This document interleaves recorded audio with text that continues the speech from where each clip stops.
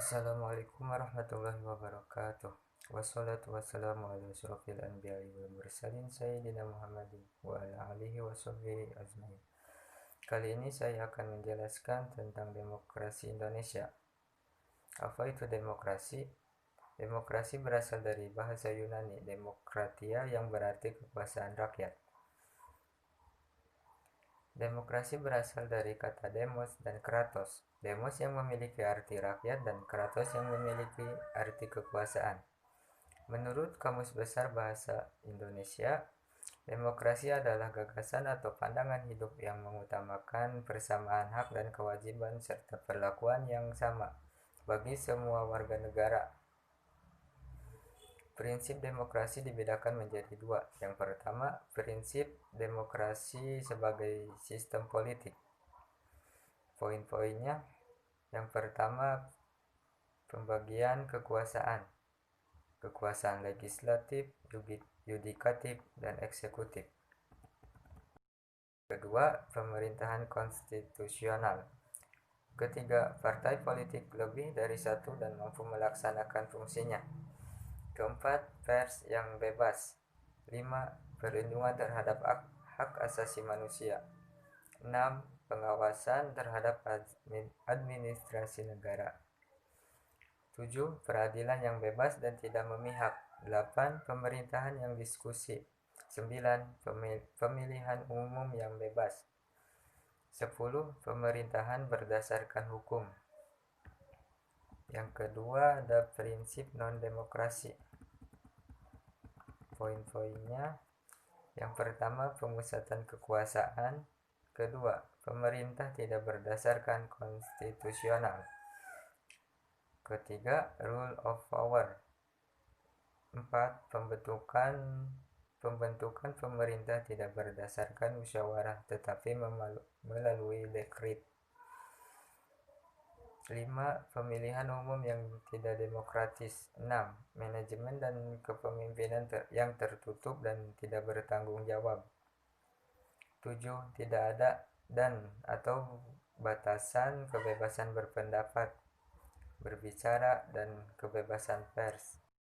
Jenis-jenis demokrasi diantaranya, yang pertama, demokrasi menurut cara aspirasi rakyat, yang dibedakan menjadi dua, yaitu demokrasi langsung dan tidak langsung.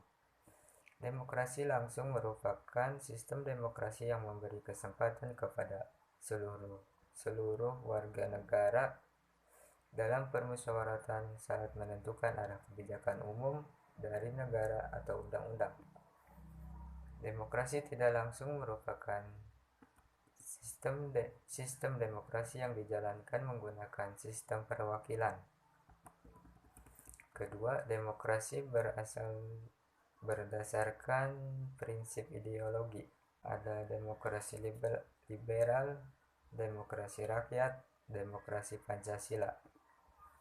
Demokrasi liberal merupakan kebebasan individu yang lebih ditekankan dan mengabaikan kepentingan umum. Demokrasi rakyat merupakan demokrasi yang berdasarkan paham sosialisme dan komunisme dan lebih mengutamakan kepentingan umum atau negara. Demokrasi Pancasila merupakan demokrasi yang ada di Indonesia, bersumberkan pada nilai-nilai sosial, budaya, bangsa, serta berajaskan musyawarah mufakat dengan memprioritaskan kepentingan seluruh masyarakat atau warga negara. Ciri-ciri yang menggambarkan suatu pemerintahan didasarkan oleh sistem demokrasi adalah, yang pertama, pemerintah didasarkan kehendak dan kepentingan semua rakyat. Ciri-ciri konstitusional ialah hal yang berhubungan dengan kepentingan, kehendak atau kemauan atau kekuasaan rakyat yang dituliskan dalam konstitusi dan undang-undang negara tersebut.